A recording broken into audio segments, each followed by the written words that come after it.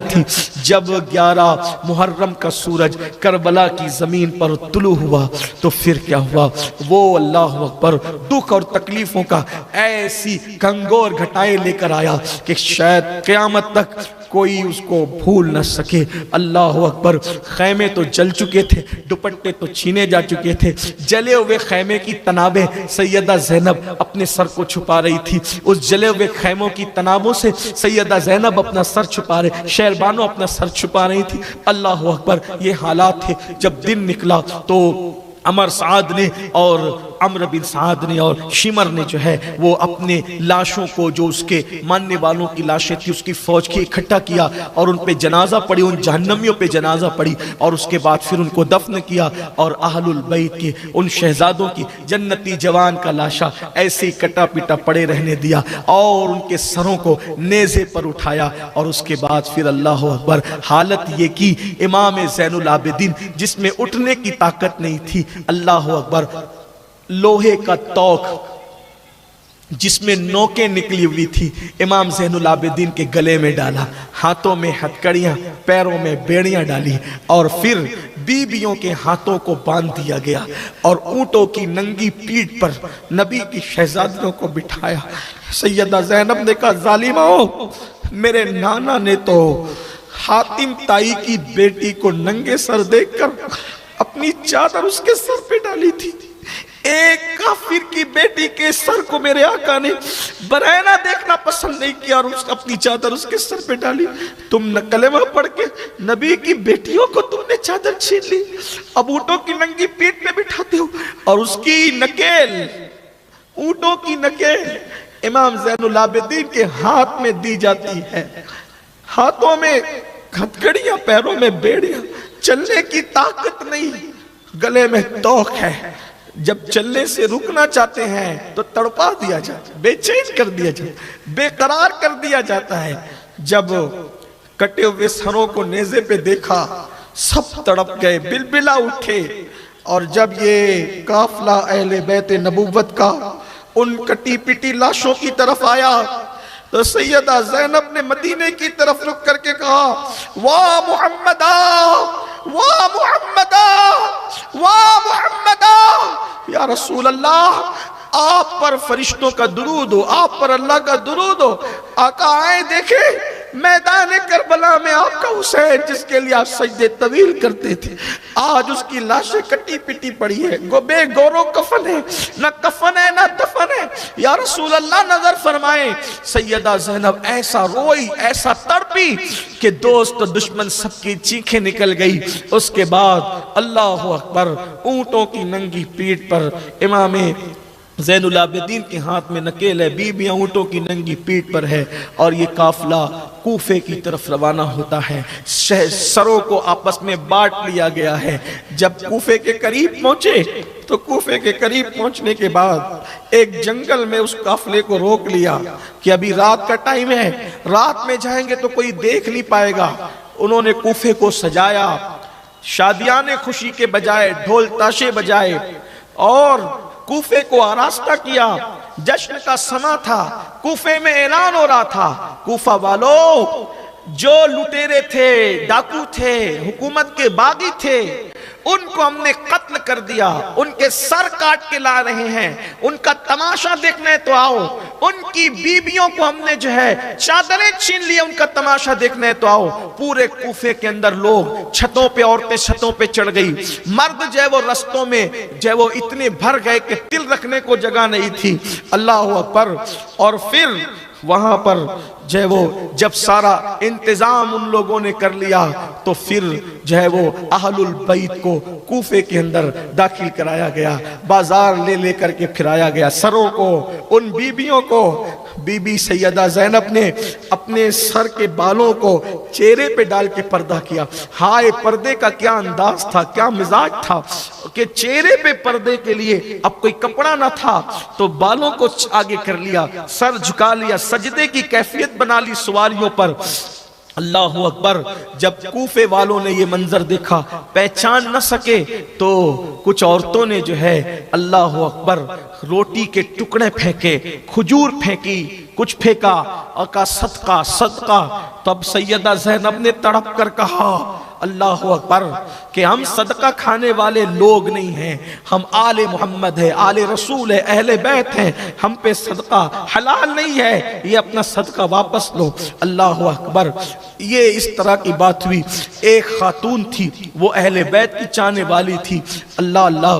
تو اس نے چونکہ چھت پر تھی اور اونٹوں پر یہ شہزادیاں تھی، ایک خاتون نے کہا اے بچی میں تجھے پانی دوں گی، تو پانی کے لیے تڑپ رہی ہے، میں تجھے پانی دوں گی، لیکن میری کچھ مرادیں ہیں تو دعا کر کے میری مراد پوری ہو جائے. سیدہ زینب نے کہا پانی لینا نہیں لینا زینب سکینہ اپنی مرضی ہے، لیکن چونکہ اس نے مراد ڈالی اپنے پاس، اس سے پوچھ اس کی مراد کیا ہے، پہلے مراد پوری کر دو سکینہ، پہلے سکینہ مراد پوری کر دو اس کی. تو اس وقت اس خاتون نے کہا اے بچی دعا کر، کیونکہ قیدیوں کی دعا اللہ قبول کرتا ہے، دعا کر کہ میرے بچے تیری طرح کبھی یتیم نہ ہو، کبھی بے آسرا اور بے سہارا نہ ہو. اور دوسری میری تمنا یہ ہے کہ ایک مرتبہ میری آقا زادی سیدہ زینب کا مجھے دیدار ہو جائے، اور ایک مرتبہ میرے آقا زادے سیدنا امام حسین کی مجھے زیارت نصیب ہو جائے، بس اتنی دعا کر دے میری مراد پوری ہو جائے. تو سیدہ زینب نے چہرے سے اپنے بالوں کو ہٹایا اور فرمایا اے مراد مانگنے والی، جس کو تو آج قیدی دیکھ رہی ہے وہی زینب بنت فاطمہ ہے، اور جو سر نیزے پہ دیکھ رہی ہے وہی حسین ابن علی ہے. اللہ اکبر. اس کی چیخ نکلی اور وہ بے ہوش ہو کے زمین پہ گر گئی. المختصر وہ قافلہ پھرا پھرا کر کے آخرکار کوفہ کے دارالامارت میں گورنر ہاؤس میں لایا گیا. اللہ اکبر. سیدہ زینب پاک پرانے کپڑوں میں ملبوس ہیں، حیرت سے جو ہے وہ بیبیوں کا چہرہ تکتی ہے، بیبیاں حیرت سے ان کا چہرہ تکتی ہے. ابن زیاد بدنہاد بانی فساد، اس نے امام کے سر کو تشت میں رکھا اور چھڑی سے مارنے لگا، گستاخی کرنے لگا. صحابی رسول حضرت سیدنا زید بن ارقم موجود تھے. زید ابن ارقم نے کہا ابن زیاد و ابن مرجانہ، میں نے انہی لبوں کو رسول اللہ کو چوستے دیکھا تھا، چومتے دیکھا تھا، تو بے ادبی کر رہا ہے، توہین کر رہا ہے. ابن زیاد نے کہا او بڈھے، اگر تو بوڑھا ہو کر سٹ نہ گیا ہوتا تو میں تجھے قتل کر دیتا. فرمایا تجھے میرے بڑھاپے کا خیال ہے اور رسول اللہ کی نسبت کا تجھے کوئی خیال نہیں. غصے سے اٹھے. فرمایا او کوفہ والے بدبختوں، تم نے ابن مرجانہ کو اپنا امیر بنایا، رسول اللہ کے شہزادوں کو اس نے قتل کیا، شہید کیا. یاد رکھو یہ تمہارے شریفوں کو قتل کرے گا، تمہارے ذلیلوں کو غلام بنائے گا. آج کے بعد تم غلام بن گئے. اس کے بعد سیدہ زینب پاک کی طرف وہ مخاطب ہوا اور مخاطب ہونے کے بعد کہا اللہ کا شکر ہے کہ اللہ نے جو ہے وہ یزید کو امیر المومنین کو عزت دی، کامیابی دی، اور معاذ اللہ ثم معاذ اللہ قذاب ابن قذاب حسین ابن علی کو اللہ نے شکست دی. سیدہ زینب تڑپ گئی. فرمایا تو قذاب، تیرا باپ قذاب. حسین ابن علی کو اللہ نے ان کے مقدر میں شہادت لکھی تھی، سو وہ شہید ہو گئے. اور اس کے بعد امام زین العابدین کی طرف مخاطب ہو گئے. کہا یہ کون ہے؟ تو کہا یہ حسین کا بیٹا ہے، اس کو نہیں قتل کیا، اس کو بھی قتل کرو. اللہ اکبر. سیدہ زینب لپٹ گئی، اگر اس کو قتل کرے گا تو پھر مجھے بھی قتل کر. اس طرح سے پھر سیدہ زینب پاک نے کوفہ کے دارالامارت کے اندر ایسا زبردست خطبہ دیا کہ کوفہ کے لوگ لرز گئے اور خوب روئے. جب پتہ چلا کہ کیا سلوک کیا گیا، سیدہ زینب نے کہا کوفہ والو، میرے بھائی کو خط لکھ کے بلایا، تم نے دھوکہ دیا، تم نے ابن زیاد کے کہنے میں آئے، یزید کے کہنے میں آئے.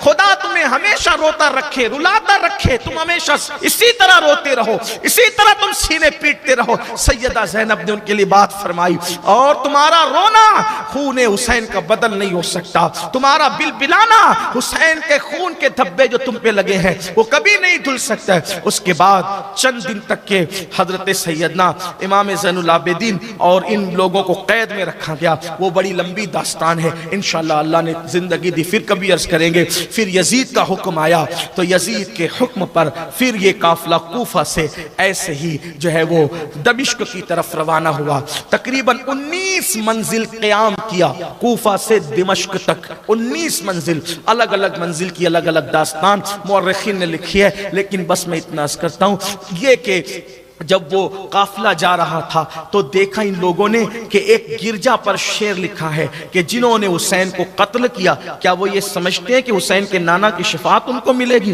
تو وہ حیرت زدہ ہو کر پوچھا یہ شعر کہاں کا ہے، کس نے لکھا؟ تو وہ راہب نے کہا کہ میں نے میرے باپ داداؤں سے سنا کہ یہ پہلے سے لکھا ہوا ہے، بلکہ نبی آخر الزمان کی ولادت سے بھی 500 سال پہلے سے یہ شعر اس گرجا پہ لکھا ہوا ہے۔ اللہ اکبر۔ پھر اس کے بعد آگے بڑھے، ایک جگہ پر رکے تو ایک راہب وہاں رہتا تھا۔ اس راہب نے کہا کہ یہ کون لوگ ہیں؟ تو کہا یہ باغی لوگ تھے، راستہ لوٹتے تھے، راستہ مارتے تھے، اس لیے ہم نے ان کو قتل کیا، ان کی عورتوں کو جو ہے وہ ہم نے قیدی بنایا، اب ہم اس کو لے جانے یزید کے پاس، اس کے دارالامارت کے اندر، اس کی دمشق کے اندر لے کر کے جا رہے ہیں۔ اتنا سنا تو امام علی مقام کا سر اس نے دیکھا تو دیکھتے ہی رہ گیا، کہ یہ کس کا سر ہے؟ تو کہا یہ حسین ابن علی کا۔ کہا وہ علی وہی جو تمہارے نبی کے داماد ہیں؟ ہاں وہی۔ کہا علی کا بیٹا لٹیرا کیسے ہو سکتا ہے؟ علی کا بیٹا رامار کیسے ہو سکتا ہے؟ تم جھوٹ بولتے ہو۔ اور پھر کہا کہ 10,000 درہم کچھ میری زندگی بھر کی کمائی ہے، وہ پیسے لے لو، وہ درہم لے لو اور مجھے یہ سر ایک رات کے لیے دے دو۔ پھر وہ رات کے لیے، چونکہ وہ تو لالچی کتے تو تھے ہی خبیث، انہوں نے سر دے دیا، 10,000 درہم لے لیے۔ اس نے سر دھلا اور جو ہے وہ چہرے کا غبار صاف کیا، خوشبو لگائی اور رات بھر کھڑا رہا تو کیا دیکھا؟ سر امام سے لے کے آسمان تک نور ہی نور ہے۔ پھر کہا امام آپ نبی کے نواسے ہیں، آپ بتائیں میں نے آپ کی خدمت کی ہے، اس کا کچھ صلہ عطا کر دیں۔ امام کے مبارک لبوں کو جنبش ہوئی، فرمایا کلمہ پڑھو، نانا کی امت میں داخل ہو جاؤ۔ وہ کلمہ پڑھ کے مسلمان ہوا اور وہ مسلمان ہو کر وہ گرجا پھر مسلمانوں کے عبادت خانے میں تبدیل ہوا، ابھی بھی موجود ہے جو ہے وہ ملک شام کے اندر وہ گرجا، اب تو گرجا نہیں ہے مسجد ہے۔ میں ملک شام میں وہاں گیا ہوں اور وہاں ایک پتھر رکھا ہوا ہے، جس پتھر پر اس نے سر رکھا تھا اس سر پر اب بھی خون حسین کا اثر ہے۔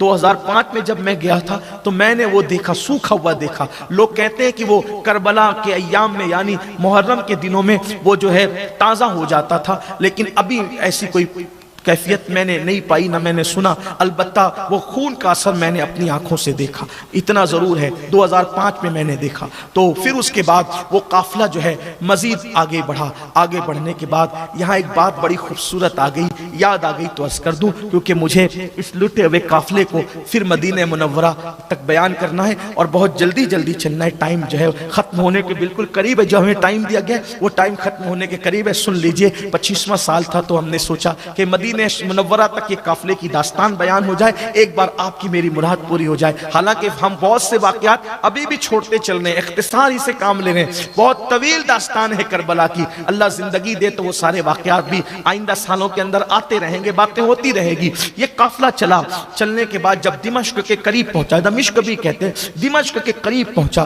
تو کیا دیکھا کہ ایک عورت آئی، اور وہ عورت آنے کے بعد اس نے قافلے والوں کو دیکھا اور دیکھنے کے بعد کہا کہ اے شہزادیوں، اے نبی زادیوں، یہ میں تھوڑا سا کچھ کھانا لے کر کے آئی ہوں آپ لوگوں کے لیے، یہ کھانا آپ قبول کر لیں، یہ کھانا قبول کر لیں۔ تو اس وقت جو ہے وہ سیدہ زینب پاک نے پوچھا تمہیں کیسے پتا چلا ہم نبی زادیاں ہیں، ہم نبی کی اولاد ہیں؟ وہ کہا کہ میں سیدہ فاطمۃ الزہرا کی ایک کنیز تھی اور میں نے ان کی بڑی خدمت کی ہے۔ تو انہوں نے مجھے بتایا تھا کہ سن 60 ہجری کے بعد، سن 60 کے بعد جو ہے وہ ایک قافلہ آئے گا اور اس میں جو اسیر اور قیدی ہوں گے وہ کوئی اور نہیں ہوں گے، وہ میری اولاد ہوں گے، ہو سکے تو ان کی خدمت کرنا۔ اللہ اکبر۔ بہرحال تو اس نے کھانا پیش کیا، سیدہ نے کہا اللہ تجھے جزائے خیر عطا کرے۔ تو کہا کہ میں جب ان کی خدمت کرتی تھی تو ایک بچی سیدہ کی گود میں تھی اور وہ سیدہ سے بہت مشابہ تھی، تو میں چاہتی ہوں کہ اس شہزادی کی ایک بار مجھے زیارت ہو جائے جو سیدہ کے بہت مشابہ تھی۔ ان کا نام زینب تھا اور ایک شہزادے تھے، چھوٹے شہزادے، ان کا نام حسین تھا۔ میں نے ان کو بہت دن میں نہیں دیکھا، تو بی بی صاحبہ دعا کر دیں، آپ آل نبی ہیں، کہ شہزادی زینب کی زیارت ہو جائے، شہزادے حسین کی زیارت ہو جائے۔ تب آپ نے رو کے کہا وہ کٹا ہوا سر جو ہے وہ حسین کا ہے اور یہ قیدی جو ہے کوئی اور نہیں، یہ زینب ہے۔ وہ چیخ پڑی اور ایسی بے ہوش ہوئی کہ پھر اس کی روح کفن سے انصری سے پرواز کر گئی۔ اسی سفر میں ایک واقعہ اور پیش آیا، وہ بھی سن لیں اور پھر بات آگے بڑھتی۔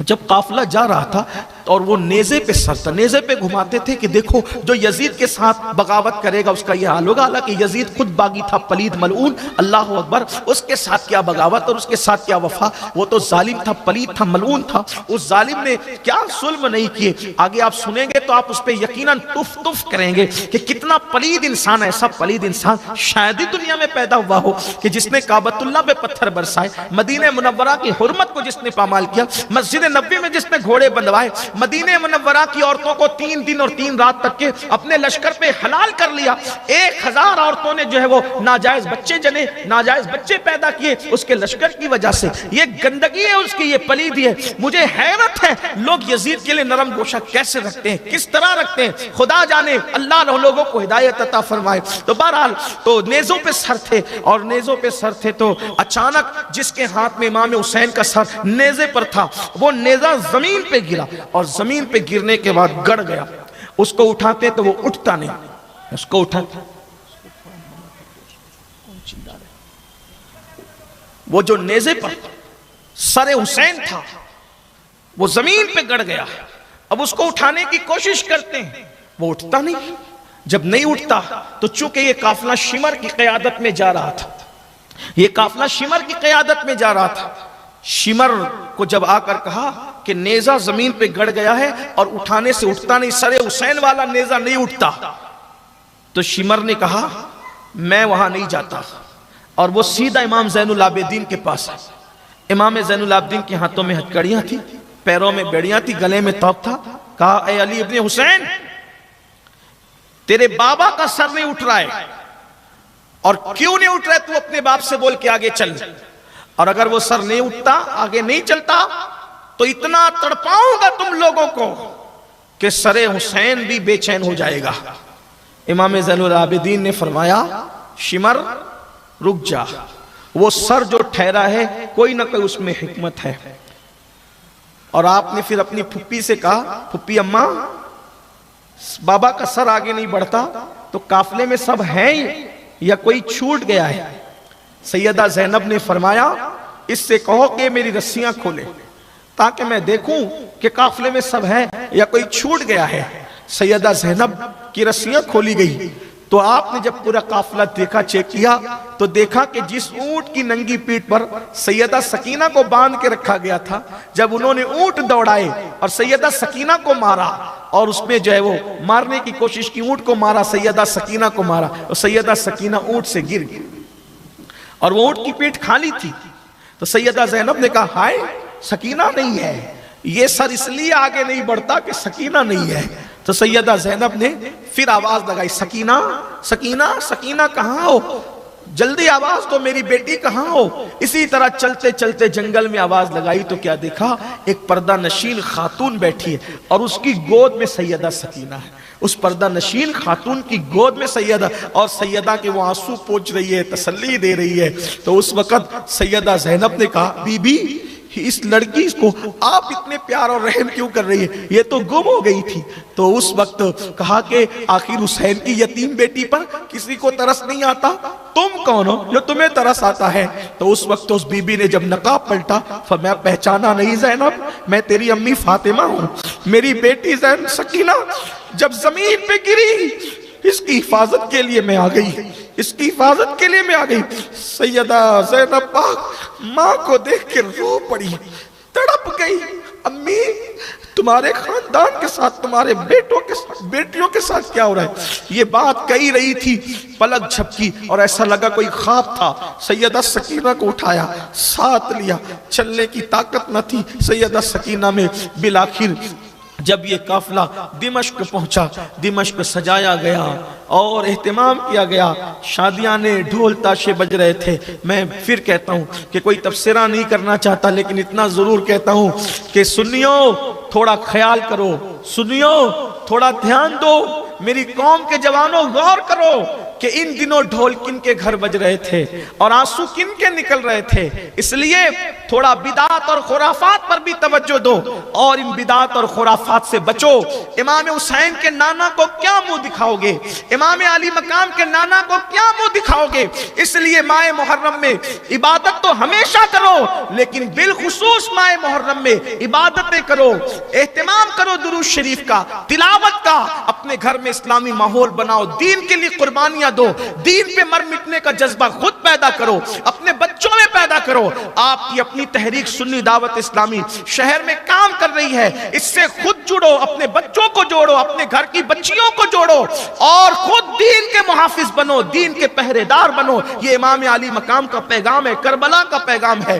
تو اللہ اکبر، جب دمشق کو سجا، ڈھول تاشے بجائے جا رہے تھے، یزید فرعون کی طرح تخت پہ بیٹھ کے شراب پی رہا تھا اور اہل بیت نبوت کا وہ لٹا پیٹا قافلہ جو ہے وہ وہاں آیا۔ آنے کے بعد اللہ اکبر، ہاتھوں میں ہتکڑیاں، پیروں میں بیڑیاں، سب سر جھکا کر کے کھڑے تھے۔ تو یزید نے کہا یہ ایسے سر جھکا کر کیوں کھڑے؟ تو اس وقت سیدہ زینب نے کہا ہمیں سکینہ کے ساتھ باندھ دیا گیا ہے، اگر ہم اٹھ کر کے کھڑے ہوں تو سکینہ کے گلے کو پھندا لگتا ہے، پھانسی لگتی ہے، سکینہ کو بچانے کے لیے ہمیں سر جھکانا پڑتا ہے۔ اللہ اکبر۔ پھر اس نے بھی امام علی مقام کے سر کو تشت میں رکھا اور کہا حسین تم جیسا خوبصورت میں نے نہیں دیکھا، تمہارے دانت کتنے خوبصورت ہے۔ چھڑی لگا رہا تھا حضرت عبداللہ ابن عفیف، اور بعض لوگوں نے دوسرے صحابہ کا نام لکھا ہے کہ وہاں موجود تھے، اور اس کو بھی کہا ظالم، رسول اللہ اسی کو چومتے تھے، چوستے تھے، تو یہ کر رہا ہے۔ وہاں پر روم کا ایک سفیر تھا، اس نے کہا یہ کون ہے؟ تو کہا یہ حسین ابن علی کا، وہ تمہارے نبی کا نواسہ۔ حیرت ہے یزید، تم نے انہیں شہید کر دیا؟ واللہ ہمارے یہاں تو جو ہے وہ حضرت عیسیٰ علیہ السلام کے ایک گدھے کا سم ہے، ہم اس کی اتنی عزت کرتے ہیں کہ حج کی طرح جاتے ہیں، اس کا احترام کرتے ہیں، تعظیم کرتے ہیں۔ اللہ اکبر۔ ایک شخص بیٹھا تھا، اس نے کہا داؤد علیہ السلام کی اولاد میں 70ویں پشت میں ہوں، ابھی بھی یہودی میرا اتنا احترام کرتے ہیں، تعظیم کرتے ہیں کہ میرے سامنے بیٹھتے نہیں، اور تم نے نبی کے سگے نواسے کو تم نے شہید کر دیا۔ اس طرح سے یزید کی بڑی اس کی فضیتی کی گئی، اس کو فضیحت کیا گیا۔ اور اس کے بعد پھر یزید نے جو ہے دیکھا، اور دیکھنے کے بعد اہل بیت کے قافلے کو اس نے قید میں ڈال دیا۔ کتنے دن قید میں رہے اس پر کوئی جو ہے وہ معتبر بات تو مجھے نہیں مل سکی، لیکن بہرحال قید میں رکھا۔ جب اہل البیت کو اس نے قید میں رکھا تو وہاں حال یہ تھا کہ شام کو پرندے جو ہے جب اڑ اڑ کر کے گھر جاتے تو سیدہ سکینہ کہتی پھوپھی امی یہ پرندے کہاں جا رہے ہیں؟ تو سیدہ زینب کہتی بیٹی یہ گھر جا رہے ہیں۔ کہا پھوپھی امی پرندے گھر جا رہے ہیں، ہم کب گھر جائیں گے پھوپھی امی؟ ہم کب لوٹیں گے؟ بابا کب آئیں گے؟ چچا عباس کب آئیں گے؟ ہمیں کب لے جائیں گے؟ یہ باتیں کرتی ایک شخص قید خانے کی دیوار کے قریب سے گزر رہا تھا۔ یہ اس طرح کی سادہ سی پیار کی باتیں پھوپھی بھتیجی کی اس نے سنا۔ سننے کے بعد اپنی بیوی کے پاس گیا اور بیوی کے پاس جا کے کہتا ہے دیکھو ہر جمعہ کو تم امام حسین کی نظر کرتی ہو، تو آج میں نے دیکھا کہ کچھ قیدی ہے قید خانے میں اور بہت تکلیف میں ہے، بڑے بھوکے پیاسے ہیں، تو اس مرتبہ کی نظر تم کسی اور کو دینے کی بجائے نظر حسین ان قیدیوں کو کھلا دینا، قیدی کھا لیں۔ تو اس نے نظر بنائی اور لا کر کے جب دیکھا تو گلے میں توق ہے، ہاتھ میں جو ہے وہ ہتکڑیاں، پیروں میں بیڑیاں ہیں، اور ایک دبلا پتلا شہزادہ بڑا خوبصورت ہے۔ اس عورت نے ان سے پوچھنے کی کوشش کی تو اس نے اشارہ کیا میں بات نہیں کر سکتا، اتنی تکلیف ہے مجھے، گلے کے توق کی وجہ سے بات کرنے کی پوزیشن میں بھی نہیں ہوں۔ تو آگے بڑھی تو دیکھا ایک خاتون پھٹے پرانے کپڑے میں بیٹھی ہے اور اس کی گود میں ایک 7 سال کی شہزادی ہے۔ تو پہنچ کر کے کہا اے قیدیو یہ کھانا لائی ہوں، کھانا لے لو۔ تو سیدہ زینب نے کہا ہم صدقہ نہیں کھاتے۔ تو کہا میں صدقہ نہیں لائی ہوں، نظر حسین لائی ہوں، کھا لو، اور کھانے کے بعد میرے حسین کے لیے دعا کرو کہ اللہ میرے حسین کو لمبی عمر عطا کرے۔ تو سیدہ زینب سسکیاں لے کر رو پڑی، بیویاں رو پڑی، بہت روئی۔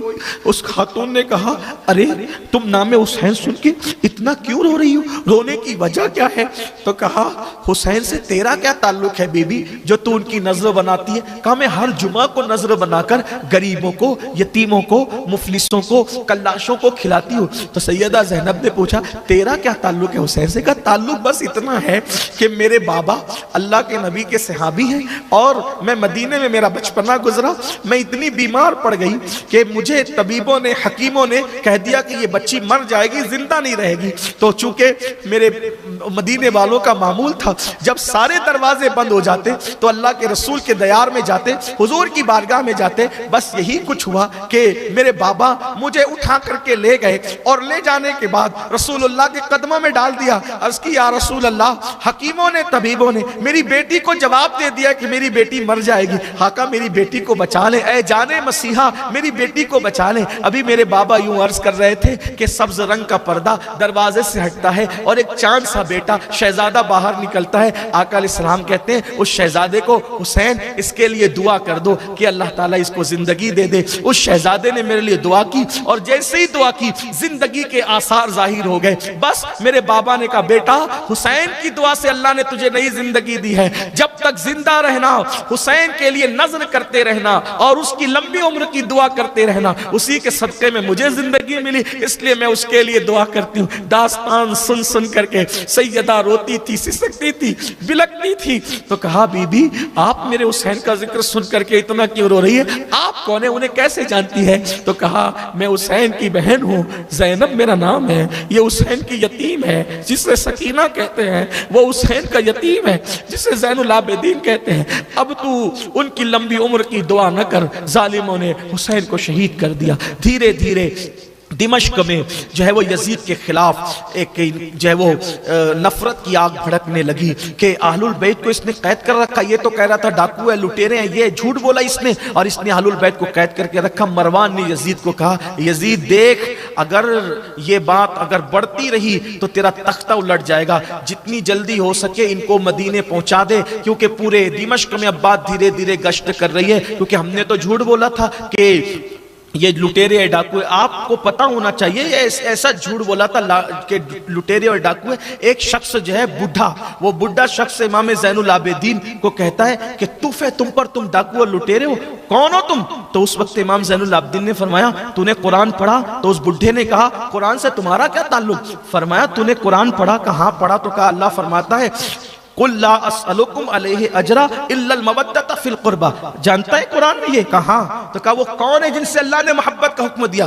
कहा वो हम लोग हैं, आले मोहम्मद। आप लोग आले मोहम्मद हैं? कहा हमें तो कहा गया था कि डाकू और लुटेरे हैं। कहा वल्लाह हम आले मोहम्मद हैं। उसने माफी मांगी, हुजूर हमें तो झूठ बोला गया था, कुछ और बोला गया था, ये हाल किया। लेकिन हकीकत धीरे धीरे आम होती गई, सच्चाई आम होती गई। फिर ये हुआ एक इनकलाब की फिजा हमवार होने लगी और यजीद को तख्त का खतरा हुआ। तो उसने इमाम ज़ैनुल आबिदीन को बुलाया, कहा कि देखो जो हुआ सो हुआ, अब बताओ क्या करना है, मैं तुम्हें मदीने भेजना चाहता हूँ। इमाम ज़ैनुल आबिदीन ने कहा मेरी 4 शर्तें हैं। नंबर 1, मेरे बाबा के कातिल को मेरे हवाले करो। नंबर 2, आज जुमा का दिन है, जुमा का खुतबा मुझे देने, जुमा का खुतबा मैं दूंगा। उसके बाद तीसरी बात कि जितने सर है वो सारे सर मेरे हवाले करो। चौथी चीज़ ये कि मदीने मुनव्वरा जो है वो हमें रुखसत करें तो हमारी मर्जी से हम जिस तरफ से जाना चाहें हमें जाने की इजाज़त हो। इस तरह की कुछ बातें आपने फरमाई। उसने कहा कि बाप के कातिलों को तो जाने दीजिए, मैं नहीं कर सकता, अलबत्ता जुमा का खुतबा आप देंगे और बाकी के सर भी दे दिए जाएंगे और आपको मदीना रवाना, मदीना मुनव्वरा रवाना कर दिया जाएगा। और इमाम ज़ैनुल आबिदीन जब जैसी मस्जिद में पहुँचे, दिमश्क की जामा मस्जिद के अंदर, तो वहाँ पहुँचे तो यजीद ने देखा बड़े बड़े उमरा और सब जिम्मेदार लोग और शहर के लोग मौजूद हैं। तो उसने एक खतीब को कहा कि तू खुतबा दे। इमाम ज़ैनुल आबिदीन ने फरमाया तूने वादा खिलाफी की, तूने मुझसे वादा किया था कि खुतबा आप देंगे। और उसने जो है वो यजीद को और उसके खानदान को बहुत बड़ा चढ़ा के पेश करना शुरू किया और रसूलुल्लाह की अहले बैत पे तबर्रा किया। इमाम ज़ैनुल आबिदीन ने फरमाया तू झूठा खतीब है, तू नीचे उतर, खुतबा मैं दूंगा, खुतबा देना हमारा हक है और खिताबत हमारे घर की कनीज है, ये काम हम कर सकते हैं। तो वो जितना सुनना था, जब लोगों को पता चला कि अली अली इब्ने हुसैन ज़ैनुल आबिदीन है, तो लोगों ने आवाज़ दी हम इसी का खुतबा सुनना चाहते हैं, इसी का खुतबा सुनना चाहते हैं। वो खुतबा इंशाल्लाह किसी मौके पे मैं पढ़ दूंगा। लेकिन इमाम ज़ैनुल आबिदीन जब खुतबे के लिए खड़े हुए और आपने जो खुतबा दिया और अपना जो तारुफ कराया है, इमाम ज़ैनुल आबिदीन ने सिर्फ जो तारुफी कलिमात है वो सुन ले, बाकी के खुतबे का मजमून इंशाल्लाह अल्लाह ज़िंदगी दे तो कभी बयान करेंगे। आपने फरमाया लोगों मुझे पहचानो मैं कौन हूँ, जो मुझे नहीं पहचानता वो पहचान ले, जो पहचानता वो भी सुन ले कि मैं अली इब्ने हुसैन इब्ने अली हूँ, मैं अली का पोता हूँ, हुसैन का बेटा हूँ, मेरा नाम अली ज़ैनुल आबिदीन हूँ। उसके बाद फरमाया जानते हो हमारा नाना कौन है? जिस पे कुरान नाजिल हुआ वो हमारा नाना है, जो साहिब बुरहान था वो हमारा नाना है, जो दलील और हुज्जत है वो हमारा नाना है, जो सैयदुल अंबिया है वो हमारा नाना है, जिसके हाथ में लिवाउल हम्द होगा वो हमारा नाना है, जो शाफ़ी यौमुन नुशूर है वो हमारा नाना है, रिसालत जिस पर तमाम हुई वो हमारा नाना है। इस तरीके से फरमाया। फिर फरमाया मेरे बाबा हुसैन और हुसैन पाक की शान बयान की, जिसके लिए रसूलुल्लाह ने फरमाया अल हसन वल हुसैन सैयदा शबाब अहलिल जन्ना। और फिर करबला की दास्तान पेश की कि लोगों अल्लाह अकबर, इस तरह से हम पे जुल्म किया गया। पूरी मस्जिद चीख मार मार के, ठाड़े मार मार के रोने लगी। यजीद को ऐसा लगा कि अभी मेरा तख्त पलटी होता है। वो नमाज छोड़ करके मस्जिद से निकल के चला गया और जल्दी से इशारा किया कि अजान पढ़ो। अजान दी गई, इमाम ज़ैनुल आबिदीन जो है खामोश हो गए। जब अशहदु अन्ना मुहम्मदन रसूलुल्लाह पढ़ा गया तो उस वक्त यजीद से पूछा, यजीद बता ये तेरे दादा या मेरे दादा है, तेरे नाना है कि मेरे नाना है? कहा आपके नाना है। तो कहा जब तू जानता था कि हमारे नाना है तो हमारे साथ ये सलूक क्यों किया? और उसके बाद जवाब नहीं दे सकता था, खामोशी से मस्जिद से निकलकर चला गया। उसके बाद इमाम ज़ैनुल आबिदीन रदी अल्लाह तबारक व तआला अन्हु खुतबा देकर नीचे उतरे। हालात बदलने लगे तो मरवान ने कहा जल्दी इनको मदीना मुनव्वरा रवाना करो। हज़रत नुमान बिन बशीर रदी अल्लाह तबारक व तआला अन्हु सहाबी रसूल है, इनकी क़यादत में ये काफिला मदीना मुनव्वरा की तरफ रुखसत हुआ। अब वहाँ जो है वो क्या हालात पेश आए, बहुत इख्तिसार के साथ ये कि हज़रत नुमान बिन बशीर जैसे ही दिमश्क के बाहर निकले, बाहर निकलने के बाद आपने कहा कि मैं आपके नाना का सहाबी हूँ, आप मुझे जो हुक्म देंगे मैं वही करूँगा, जिधर से जाने के लिए कहेंगे मैं उधर से चलूँगा और आपके साथ खिदमत का अंजाम करूँगा। और जो सिपाह थे उन सिपाहियों को भी कहा पर्दे का ख्याल रहे और जहाँ जहाँ रुकने का हुक्म हो वहीं पर रुका जाए। बिलाखिर इमाम ज़ैनुल आबिदीन ने जो है वो जो जितने सर थे शहीदों के, सारे शहीदों के सर तो दिमश्क ही में दफन कर दी, सारे सर दिमश्क ही में दफन कर दीजिए। अभी भी वहां पर सरों के मज़ारात हैं। एक रिवायत तो ये है, दूसरी रिवायत ये, क्योंकि रिवायतें मुख्तलिफ है, दूसरी रिवायत है कि सरों के साथ चले और आपने फरमाया हमें करबला लेकर के चलो, और फिर आप करबला तशरीफ ले गए और सरों को आपने वहां पर दफन किया। ये दूसरी रिवायत है। और तीसरी रिवायत है कि सब सरों को वहीं करबला में दफन किया, लेकिन सरे इमाम हुसैन को वो मदीना मुनव्वरा तक लेकर के गए। और फिर उसके बाद इमाम ज़ैनुल आबिदीन ने वहाँ कब्रें देखी, मज़ारात, जो कैफियत हुई होगी वो तो बयान से बाहर है, कोई क्या लिखे कोई क्या कहे, लेकिन लिखने वालों ने लिखा भी है। अल्लाह कभी मौका देगा तो मैं करबला में जो हुसैनी लुटा हुआ काफिला पहुंचा तो क्या हाल था, क्या कैफियत थी, इंशाल्लाह कभी बयान करूंगा। लेकिन फिर वहां पर असल में वो मज़ारात जो हैं वो करीब में एक गांव था, उस गांव के लोग आए और उन्होंने जो है शहीदों को दफन किया। और शहीदों को दफन किया तो अक्सर लाशें पहचान ही में नहीं आ रही थी, तो सारे शहीदों को एक साथ दफन कर दिया। चंद लाशें पहचान में आई, एक तो हजरत हुर की लाश थी जो उनके रिश्तेदार ले गए और कुछ दूर पे दफन किया तो उनकी लाश दूर है। बाकी हजरत हबीब की लाश पहचान में आई तो उनको भी अलग दफन किया गया। और अली असगर की लाश चूंकि छोटे उम्र छोटी थी तो वो पहचान में आई। अली अकबर को हुस्न और खूबसूरती की वजह से पहचाना गया तो इमाम अली मकाम के साथ इस तरह दफन किया कि सीने पे अली असगर को रखा और पहलू में इमाम हुसैन को रखा, और इन तीनों की मज़ार को एक साथ जो है उसकी ज़ियारत होती है। गाजी साहब तो गाजी अब्बास फुरात के किनारे उनका जिस्म अक़दस था, वहीं पर उनकी तदफीन हुई, उन लोगों ने वहाँ हाज़िरी दी। कुछ लोग ये भी कहते हैं कि सफ़रुल मुज़फ़्फ़र की जो है वो तारीख़ 20 तारीख थी सफ़रुल मुज़फ़्फ़र की, तो उन दिनों वो वहाँ पहुँचे तो उसको वहाँ के लोग 40 भी कहते हैं, 40 दिन हुए ये भी है, लेकिन कहाँ तक दुरुस्त है वल्लाहु ताला आलम। और फिर वहाँ से वो काफ़िला जो है वो मदीना मुनव्वरा की तरफ रवाना हुआ। जब मदीना मुनव्वरा पहुँचे तो क्या हाल था कि कोई ज़ैनब का हाल पूछें कि जब निकले थे मदीना शरीफ से तो क्या हाल था, और जब लौट रहे हैं तो क्या है। सब लुटा के लौट रहे हैं, कुछ साथ नहीं है, गोद सुनी है, भाई नहीं है, भतीजे नहीं है, भांजे नहीं है। जब मदीना मुनव्वरा منورہ کی طرف پہنچے تو کٹا ہوا امام علی مقام کا سر ساتھ میں تھا، یعنی کہ رسول اللہ کی عدالت میں اب کسی گواہ کو لے جانے کی ضرورت نہیں تھی، اس لیے کہ کٹا ہوا سر خود ہی گواہی دینے والا تھا۔ امام علی مقام کا وہ لٹا ہوا قافلہ جیسے مدینے کے قریب آیا، دنیا دل کا عالم زیر و زبر ہو گیا، دل کی دنیا زیر و زبر ہو گئی، اور وہ گزرے ہوئے لمحات یاد آنے لگے۔ سیدہ زینب میں اٹھنے کی بھی طاقت نہ رہی، چلنے کی بھی طاقت نہ رہی، البتہ آپ نے مدینہ منورہ کے باہر چاہے وہ قیام فرمایا اور کہا کہ جاؤ اور جا کر کے اعلان کر دو کہ لٹا ہوا قافلہ مدینے میں آتا ہے۔ حضرت جابر ابن عبداللہ انصاری صحابہ کو اور مدینہ منورہ کے لوگوں کو لے کے استقبال کرنے کے لیے آئے۔ سیدہ زینب نے کہا سب سے پہلے تو ہم اپنے نانا کے گھر جائیں گے۔ محمد بن حنفیہ، سیدہ سغرا، یہ سب لوگ جو ہے وہ تڑپ تڑپ کر کے، سغرا کہتی تھی کہ بابا کہاں ہے، علی اکبر کہاں ہے، میرا علی اصغر کہاں ہے۔ سیدہ زینب نے جو ہے وہ کسی کو جواب دینے کی بجائے کہا نانا کے دربار میں چلو۔ جیسے ہی روضے رسول میں پہنچے تو اب تک کے جو صبر و شکیب کا پیکر بنے ہوئے تھے، جیسے ہی نانا کے مزار پر نظر پڑی، مسلمانوں ایک عام امتی 1400 سال کا جب رسول اللہ کی بارگاہ میں حاضر ہوتا ہے تو اس کے صبر کا بندھن ٹوٹ جاتا ہے۔ جب وہ لوگ جو رسول اللہ کے نواسے، بیٹیاں، رسول اللہ کی بہویں جب حضور کے حجرے میں پہنچے تو سیدہ زینب نے کہا، ام کلثوم نے کہا نانا جان یہ آپ کے حسین کا کٹا ہوا سر لے کر آئے۔ امام زین العابدین نے کہا نانا جان آپ کے حسین کا سلام لے کر آئے۔ نانا جان آپ کے حسین کو پیاسا تڑپایا گیا، علی اکبر کو جو ہے وہ اس کے سینے میں نیزہ ڈال کر کے اس کا دل نیزے کی انی پر لایا گیا۔ لوگ چیخ چیخ کر رونے لگے۔